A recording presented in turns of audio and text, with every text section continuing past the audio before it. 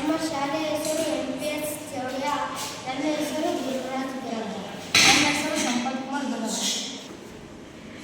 ದಿನನಿತ್ಯ ಕಾರ್ಯಗಳಲ್ಲಿ ನಾವು ತೊಡಗಿರುತ್ತೇವೆ ಮತ್ತು ಅಲ್ಲಿ ಪರಿಸರದಲ್ಲಿ ಬದಲಾಗುವ ಕಾಲಗಳು ಅದರಿಂದ ನಮಗೆ ಸೊಳ್ಳೆಗಳು ಕಾಟ ಹೆಚ್ಚಾಗುತ್ತಾ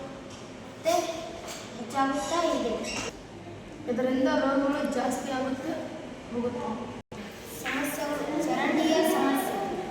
ಸೊಳ್ಳೆಗಳಿಂದ ಸ್ಕಿನ್ ಹಾಳಾಗುತ್ತದೆ.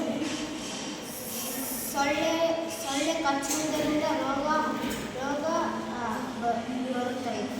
ಸೊಳ್ಳೆ ಕಚ್ಚಿದ ಜಾಗದಲ್ಲಿ ಗುಳ್ಳೆ ಬರುತ್ತವೆ. ಸೊಳ್ಳೆಗಳು ನಮ್ಮ ರಕ್ತವನ್ನು ಕುಡಿಯುತ್ತವೆ. ಈಗಿರುವ ಪರಿಹಾರಗಳು: ನಾವು ಸೊಳ್ಳೆಯ ಊದುಬತ್ತಿ ಹಚ್ಚುತ್ತೇವೆ.